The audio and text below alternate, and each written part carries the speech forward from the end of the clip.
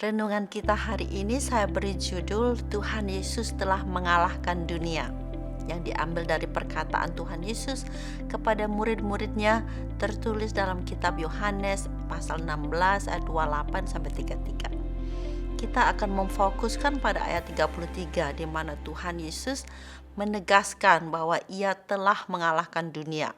Kata Yesus kepada murid-muridnya, "Semuanya itu kukatakan kepadamu, supaya kamu beroleh damai sejahtera dalam aku.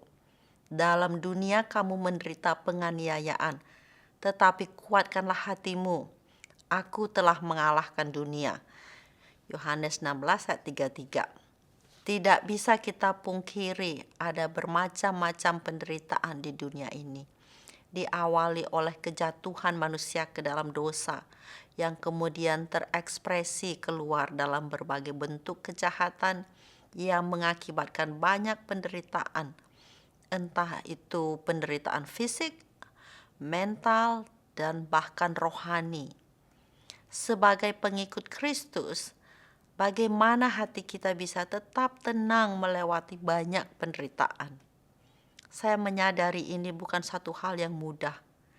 Tetapi mari bersama-sama menyelidiki rahasia untuk dapat memenangkan pergumulan hidup kita. Di kalimat terakhir dari ayat 33 tadi, Tuhan Yesus berkata, "Aku telah mengalahkan dunia." Seringkali Tuhan Yesus menunjuk kepada dirinya sendiri. Dia mau atensi kita sepenuhnya ada pada Tuhan, karena rahasia damai sejahtera ada di dalam Yesus. Waktu putri saya masih kecil, ketika bermain di playground, walaupun mereka sibuk main dengan teman-temannya, sesekali mereka pasti noleh memastikan maminya masih ada dekat mereka. Kehadiran maminya pasti membuat mereka merasa aman. Dan kalau maminya tidak kelihatan, mereka mulai panik.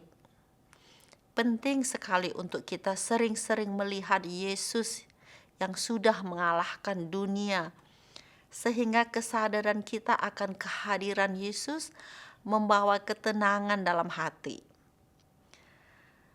Segala penderitaan yang pernah dan yang akan kita alami sudah dialami oleh Yesus. Bahkan jauh lebih parah, dan Dia sudah mengalahkan setiap tantangan. Mari kita selami sebagian dari kemenangannya. Dalam ayat 32 tadi Yesus berkata, "Lihat, saatnya datang, bahkan sudah datang, bahwa kamu dicerai-beraikan masing-masing ke tempatnya sendiri, dan kamu meninggalkan aku seorang diri. Namun aku tidak seorang diri, sebab Bapa menyertai aku." Yohanes 16 ayat 32. Hal yang dapat mematahkan semangat ketika kita menghadapi masalah adalah ketika kita merasa sendiri.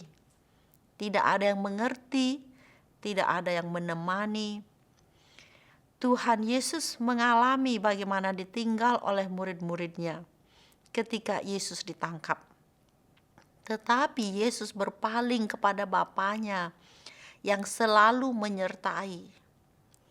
Bagi Yesus penyertaan Bapa itu lebih dari cukup. Manusia dibatasi oleh banyak hal. Ketika orang tua saya sakit, saya ingin sekali berada dekat mereka, menemani mereka. Tetapi kami tinggal berjauhan. Saya sempat berkunjung tetapi tidak bisa lama-lama karena punya tanggung jawab lain. Kita manusia sangat terbatas. Hanya Tuhan Yesus yang tidak terbatas. Masalahnya, apakah penyertaan Tuhan Yesus itu cukup bagi Anda?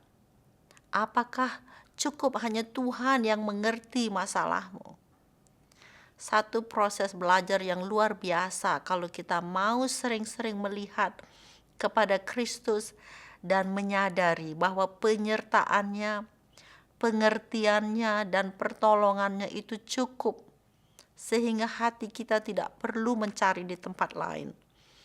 Oleh kematian Yesus di kayu salib, Ia mengalahkan iblis yang berkuasa atas maut, supaya kita yang percaya tidak lagi takut kepada maut. Ibrani 2 ayat 14-15. Dan Yesus memerdekakan kita dari kuasa dosa. Roma 8 ayat 2. Nanti Anda baca itu ya. Apapun pergumulan hidup kita di dunia ini, Yesus adalah awal kemenangan kita. Kenapa saya katakan awal? Karena hanya Yesus yang sudah mengalahkan dunia. Maka Anda yang menaruh iman percaya kepada Yesus memiliki pengharapan untuk dapat mengalahkan dunia. Kiranya Roh Kudus menolong kita melihat apa yang Tuhan Yesus sudah menangkan bagi kita. Amin.